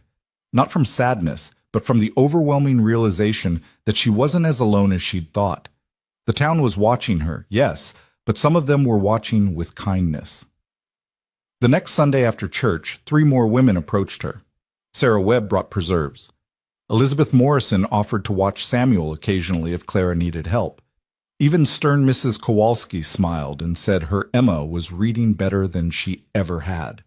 But not everyone was warming to her. Jim Tolliver made a point of cutting her directly whenever their paths crossed. His wife followed his lead, gathering her skirts as though Clara carried disease. And she sometimes caught other women whispering, their eyes sharp with speculation. The schoolhouse politics were complicated too. Clara had to navigate not just the students, but their parents, each with their own expectations and prejudices. The ranchers wanted practical education, arithmetic for business, reading for contracts. The minister wanted moral instruction. The lawyer wanted classical education for his daughters. And everyone had opinions about how she should manage her classroom and her child. One afternoon in late October, Clara was teaching history when Samuel started crying, not his usual fussy cry, but a sharp wail of distress. She picked him up and felt his forehead blazing with fever. "Class dismissed early today," she said, trying to keep panic from her voice. "Older students, make sure the younger ones get home safely. Marcus, bank the stove before you leave." She was out the door before Marcus could respond, Samuel screaming against her chest. By the time she reached her room, he was burning up and barely responsive. Clara laid him on the bed and tried to nurse him, but he wouldn't latch. His breathing was fast and shallow, and his eyes had a glazed look that terrified her. She ran downstairs to the mercantile. Mr. Morrison, I need the doctor. My son is sick. Morrison took one look at her face and nodded. Doc Henderson's at the Simmons place. I'll send my boy to fetch him. You get back upstairs and keep the baby cool. Clara ran back up, stripped Samuel to his diaper, and bathed him with cool water. He cried weakly, and she could feel her own panic rising. Not this. Not after everything. She couldn't lose him now. The doctor arrived within an hour, a gruff older man who examined Samuel with brisk efficiency while Clara hovered, wringing her hands. It's croup, he finally announced. Common enough in babies his age, especially with the weather turning. The fever's concerning but not critical yet. What do I do? Keep him cool. Keep trying to get fluids in him. Steam helps. Boil water on the stove. Let him breathe the vapor. And watch him close tonight. If the breathing gets worse or the fever spikes higher, send for me immediately. Henderson packed his bag. Most babies come through croup just fine, Mrs. Whitman. Try not to worry too much. But worry was all Clara could do. She sat up all night with Samuel, bathing him when the fever spiked, holding him over steam when his breathing went rough and raspy. She prayed despite herself, bargaining with the deity she'd stopped believing in after Thomas left. Just let him live. Please, just let him live. Sometime near dawn, she heard footsteps on the stairs. The door opened without a knock, and Caleb entered carrying blankets and a jar of something dark. Morrison sent word to the ranch, he said quietly. How is he? The doctor says croup. He's been feverish all night. Clara's voice was hoarse from crying and exhaustion. Caleb set down his burdens and felt Samuel's forehead with a gentle hand. Fever's broke some. That's good. He opened the jar, willow bark tea. My wife used this when she was sick. Helps with fever and pain. Can you get a few drops in him? Together they managed to get Samuel to swallow some of the bitter tea. Within an hour, the fever dropped noticeably. By sunrise, Samuel was breathing easier and finally sleeping peacefully. Clara sagged against Caleb's shoulder, too tired to be embarrassed. Thank you. I didn't know what to do. You did fine. You kept him alive through the worst of it. Caleb's voice was rough. But you can't do this alone, Clara. You need help.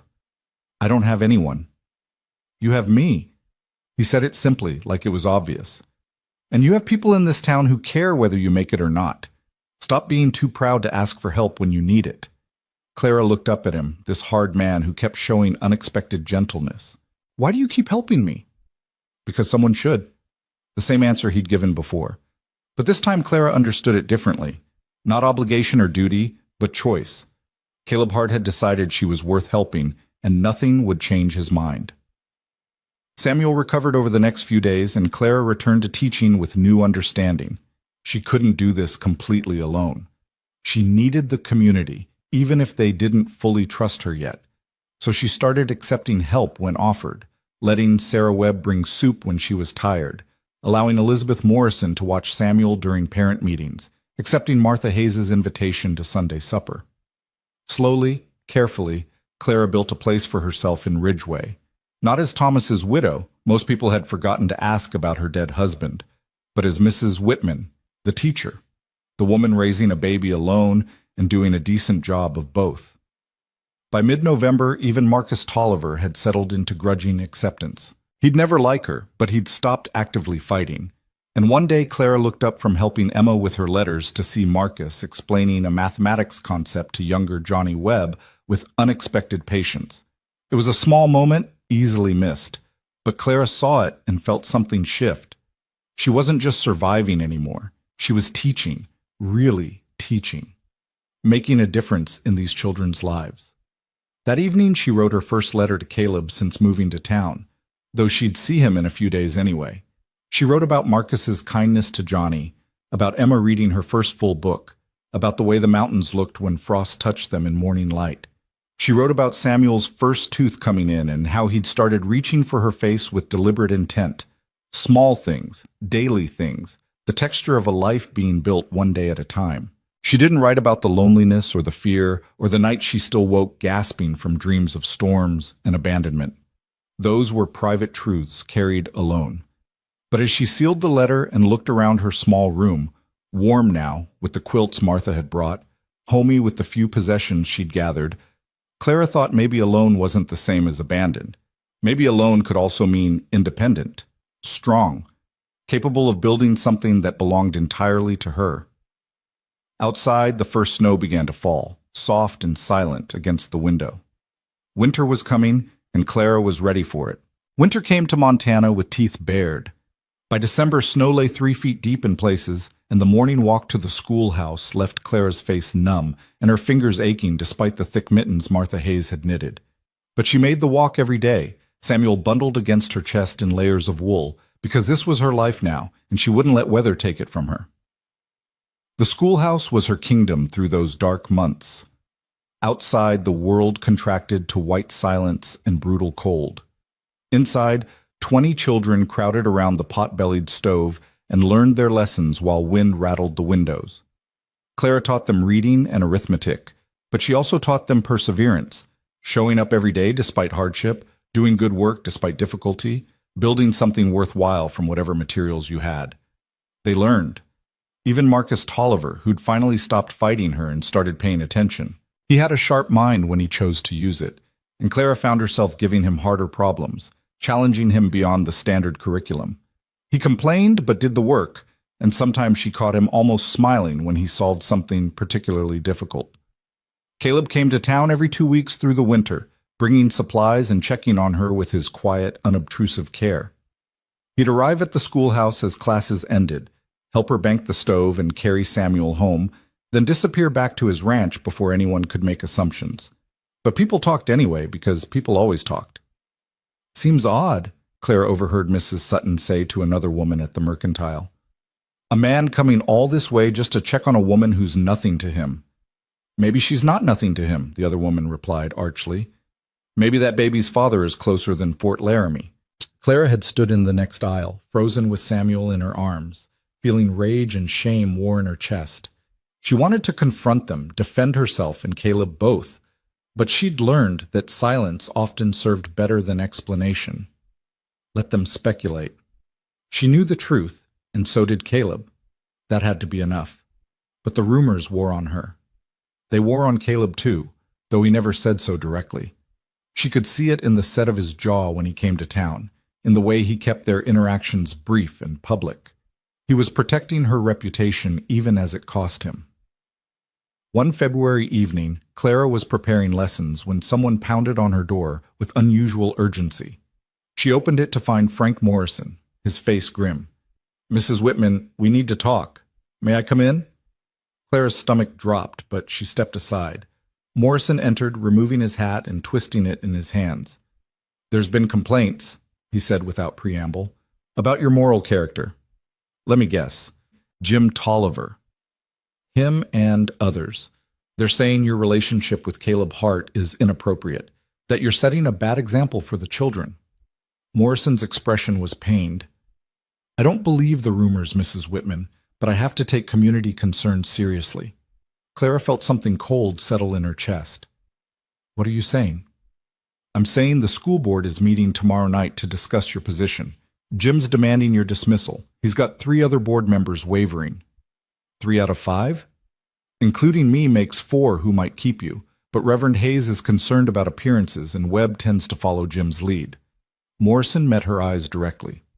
"I'm telling you this so you're not blindsided, and because you deserve a chance to defend yourself." After he left, Clara sat in the dark with Samuel asleep beside her and felt the familiar terror of abandonment creep back in. She'd built a life here. She'd earned her place through hard work and dedication.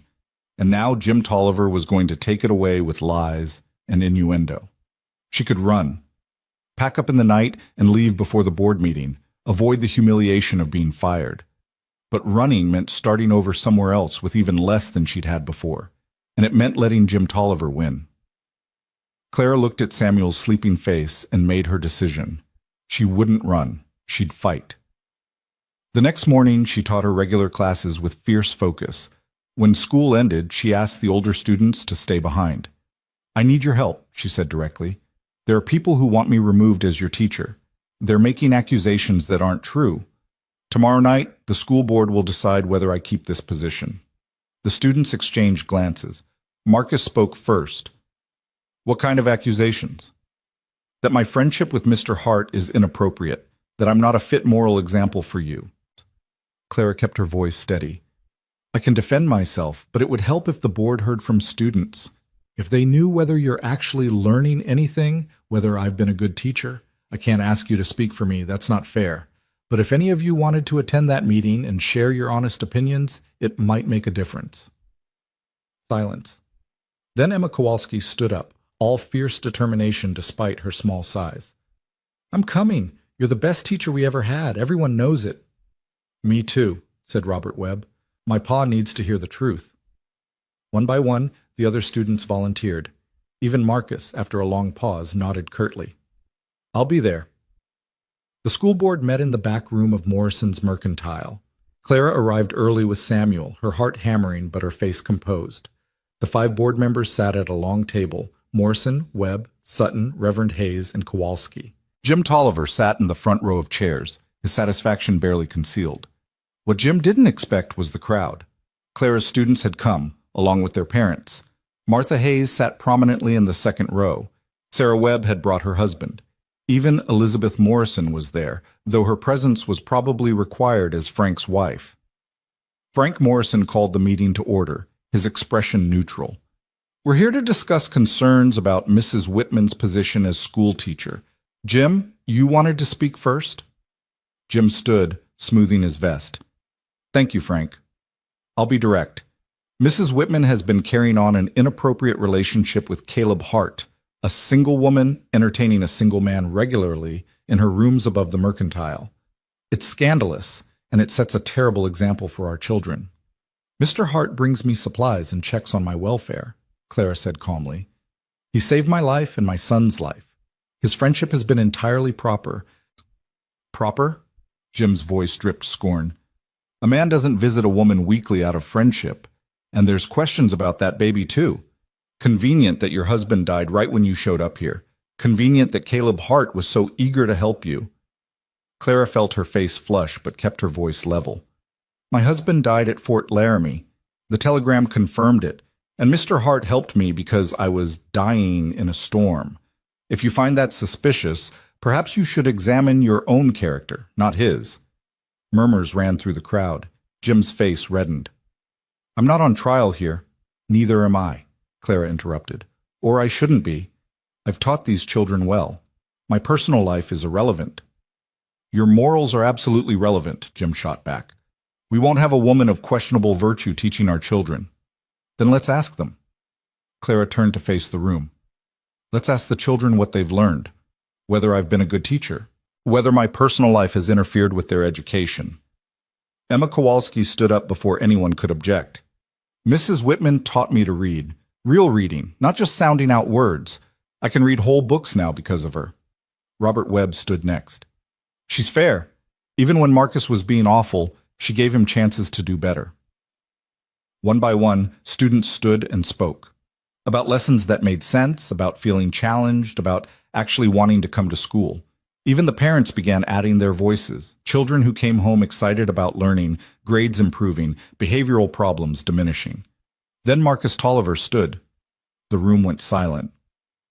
My pa thinks Mrs. Whitman is a bad teacher, Marcus said slowly. But my pa is wrong. He looked at his father, whose face had gone purple. She's hard on us, but fair. She makes us think instead of just memorizing, and she treats us like we're capable of more than we think we are. That's good teaching. The Jim Tolliver exploded. Boy, sit down! Let him speak, Morrison interrupted firmly. He's a student. He has a right to share his experience, Marcus continued, his voice stronger now. And about Mr. Hart. I seen them together. Nothing improper ever happened. He brings supplies and leaves. That's it. Anyone saying different is lying. You calling me a liar? Jim was half out of his seat. I'm saying you're wrong. Marcus met his father's glare without flinching. Mrs. Whitman's a good teacher. We should keep her. The crowd erupted in agreement. Jim tried to shout over them, but Morrison banged his gavel. "Order! This board will make its decision in private. Everyone else, clear the room." Clara waited outside with Samuel while the board deliberated. The students clustered around her, their parents offering encouraging words. Even Marcus stood nearby, looking uncomfortable but determined. "Thank you," Clara told him quietly. That took courage. Marcus shrugged, but she saw the flush of pride on his face. Was the truth. Figure that matters. After 30 agonizing minutes, Morrison opened the door. "Mrs. Whitman, please come in." Clara entered the room, her legs shaking. The 5 board members sat stone-faced. Jim Tolliver was nowhere to be seen. Morrison spoke. "We've discussed the accusations thoroughly. The vote was 4-1 in your favor. Your position is secure." Clara's knees nearly gave out. "Thank you. However," Reverend Hayes added, "we do ask that you be mindful of appearances going forward. Perhaps limit Mr. Hart's visits to daylight hours. Ensure there's always someone else present." It was unfair, Clara thought, punishing her for gossip rather than truth. But she nodded, knowing when to accept a compromise. Outside, the students cheered when she emerged. Samuel, startled by the noise, began crying, and Clara laughed despite herself, a slightly hysterical sound of relief and exhaustion and victory. That night she wrote to Caleb explaining what had happened. She wrote about Marcus's courage, about the students defending her, about the vote that had saved her position. But she also wrote about the restrictions, the need to be more careful about appearances. "I hate that we have to pretend there's something wrong with friendship," she wrote. "I hate that kindness gets twisted into scandal. But I understand why you've been careful, and I'm grateful for it. Thank you for protecting my reputation even when it cost you." Caleb's response came a week later, delivered by a ranch hand passing through town. The letter was brief, in his rough handwriting. "Don't apologize for other people's small minds. You did nothing wrong. Neither did I. If they want to make my visits less frequent, so be it. But I won't stop checking on you entirely. Some things matter more than appearances." Spring came slowly to Montana, the snow retreating grudgingly through March and April. Clara watched the world thaw and felt something thaw inside herself, too. She'd survived her first winter in Ridgeway, survived Jim Tolliver's attacks, survived loneliness and hardship and the constant pressure of proving herself worthy. Samuel was 9 months old now, crawling and babbling and trying to pull himself up on furniture. The students had grown too, not just in knowledge, but in confidence. Even Marcus had softened, sometimes staying after class to ask Clara's opinion on books or discuss ideas that went beyond the curriculum. One warm April afternoon, Clara was walking home from school when she encountered Caleb on the street. They'd seen each other only 3 times since February, always in public, always with other people around. But now the street was empty, and they stood facing each other in the spring sunlight. "Clara." Caleb looked older somehow, wearier. "How are you?" "I'm well. You?" "Managing." He glanced around, checking for watchers. "I've been thinking." "About what?" "About this situation. About how we're letting other people's opinions dictate how we live." He met her eyes directly. "It's not right." Clara's heart began to pound. "Caleb, I'm not saying anything improper, but I am saying that I value your friendship, value you, and I'm tired of pretending otherwise to satisfy people like Jim Tolliver." "What are you suggesting?" Caleb took a breath. "I'm suggesting that maybe it's time to stop caring what they think. Maybe it's time to make our own choices about how this works." Clara looked at this man who'd saved her life, who'd given her space to become strong, who'd never asked for anything in return except the chance to help. She thought about the life she'd built, hard-won and precious. She thought about Samuel, who deserved more than a mother constantly worried about appearances. "I choose honesty," she said quietly. "I choose friendship without shame, and I choose to stop apologizing for either." Caleb's expression softened. "Good." They stood there for another moment, not touching, not doing anything that would give the gossips ammunition. But something had shifted between them, a decision made, a line drawn. That Sunday, Clara accepted Martha Hayes's invitation to supper. The minister's house was warm and full of life, children running about, good food, easy laughter. Over dessert, Martha leaned close. "I've been watching you, Clara, how you've handled everything this year. You remind me of myself when I first came west, determined to make it work despite everything. Did you face rumors too? Oh, honey, everyone faces rumors. The question is whether you let them define you. Martha smiled. You haven't. You've defined yourself. That takes strength. I had help, good people who believed in me, and you earned that belief. That matters. Martha paused. Caleb Hart's a good man. Lonely, but good. If there's something developing there, there isn't, Claire said quickly. We're friends, that's all. Martha's look was knowing but not unkind. All right. But if that changes, you should know that some of us wouldn't think poorly of it. Sometimes the frontier gives us second chances we didn't expect. The school year ended in May with a small ceremony. Parents filled the schoolhouse to watch their children recite poetry and demonstrate their learning. Clara stood at the front, Samuel on her hip, and felt pride swell in her chest. These children had learned. They'd grown. She'd done that. Frank Morrison presented her with a contract for the next year, $35 monthly, a raise based on her performance. Clara signed it without hesitation, her hand steady. After the ceremony, parents lingered to thank her. Sarah Webb brought preserves. Elizabeth Morrison offered to help with Samuel over the summer. Even Robert Webb Sr., who'd voted against her in February, shook her hand and admitted his son had never been more engaged in school. Marcus was the last to leave. He stood awkwardly by the door, clearly wanting to say something. You heading back to your father's ranch for summer? Clara asked. Yeah, but I wanted to say... He stopped, started again. I learned a lot this year, not just school stuff, about being decent, I guess. About standing up even when it's hard. So, thanks. Clara's throat tightened. You did that yourself, Marcus. I just gave you the space to figure it out. After he left, Clara sat in the empty schoolhouse with Samuel and let herself feel everything. The fear of last September, standing in the storm.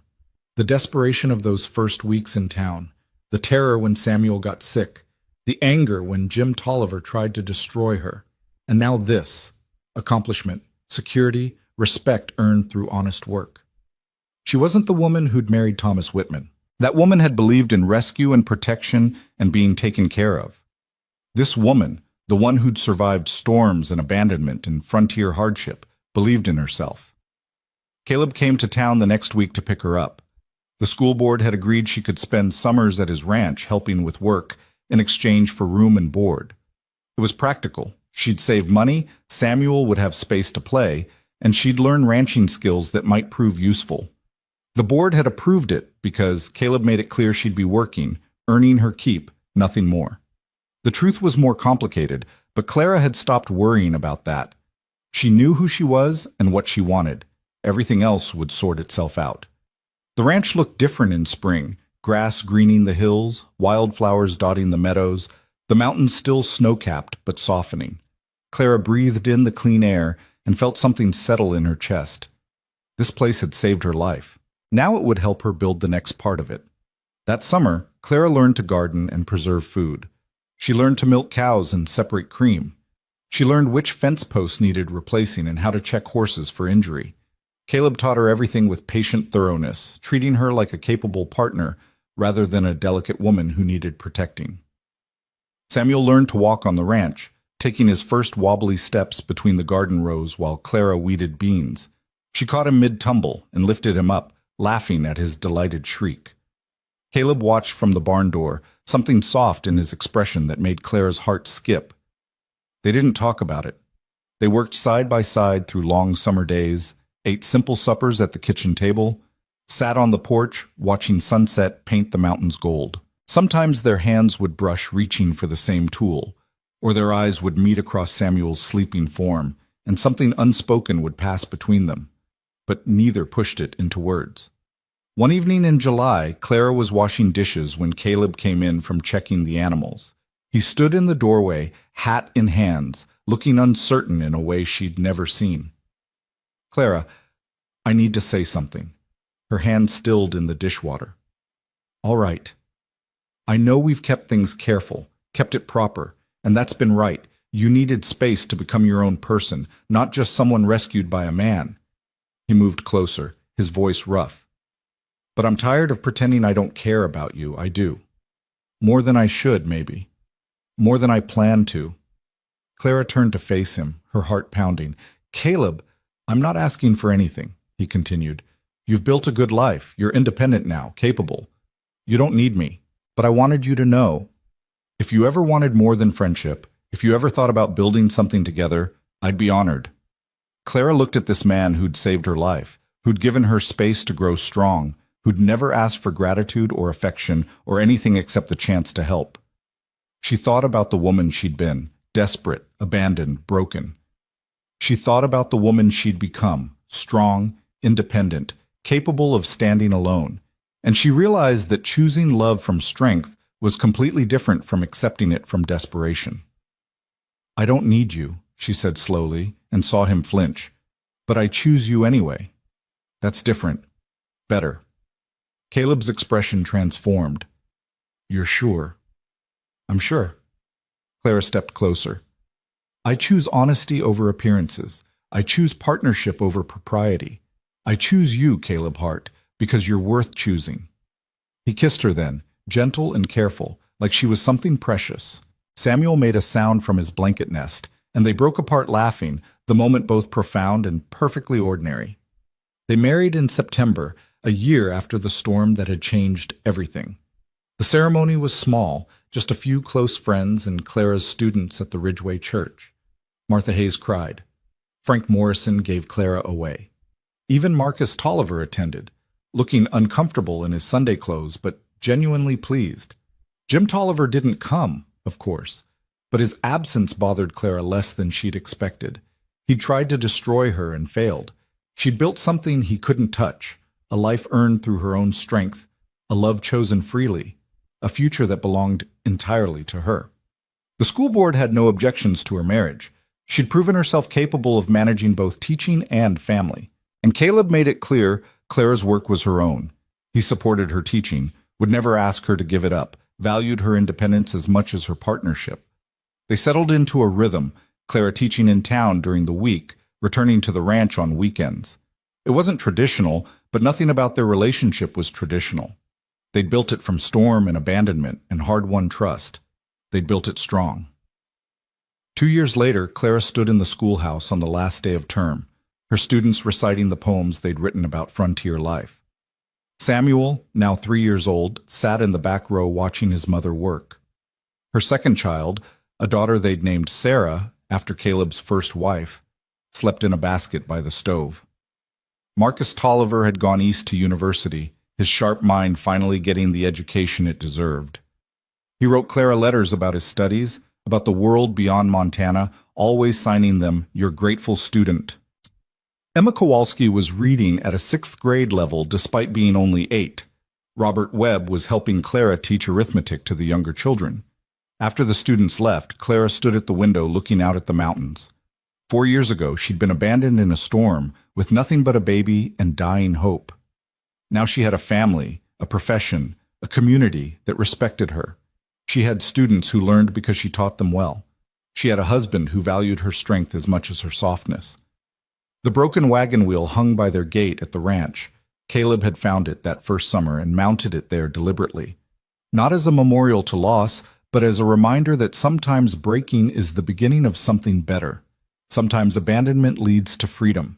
Sometimes the worst storms bring you exactly where you need to be. Clara gathered her things, settled Sarah in her sling, took Samuel's small hand, and headed home.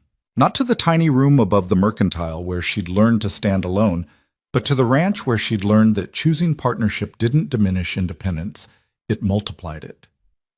That evening, she and Caleb sat on the porch watching the sun set over the mountains, their children asleep inside, the summer air warm and full of promise. Clara thought about the woman she'd been, standing in mud and rain, watching lanterns disappear into darkness. That woman wouldn't recognize this life, this peace, this strength, this joy. "What are you thinking about?" Caleb asked, his hand warm around hers. "About storms," Clara said, "and how sometimes they bring you home." He squeezed her hand, understanding without need for explanation. They sat in comfortable silence as darkness fell, the mountains fading to silhouettes against the stars. Inside the house, Sarah began to fuss, and Clara rose to tend her, Caleb following close behind. This was her life now, built from nothing, earned through everything, chosen with full knowledge of its cost and value. Not the life she'd imagined when she'd headed west with Thomas, not the life anyone would have predicted for the abandoned woman in the storm, but it was hers, completely, honestly, irrevocably hers, and that made all the difference. The wagon wheel stayed by the gate for years, weathering into gray wood but never breaking further. Visitors sometimes asked about it, and Clara would tell them the truth, that it marked the place where her old life ended and her real life began, where she stopped being someone who needed saving and became someone who saved herself. And on stormy nights, when rain hammered the roof and wind rattled the windows, Clara would hold her children close and remember. Remember the terror and the darkness and the moment when everything seemed lost. Remember Caleb riding through the rain because someone had to.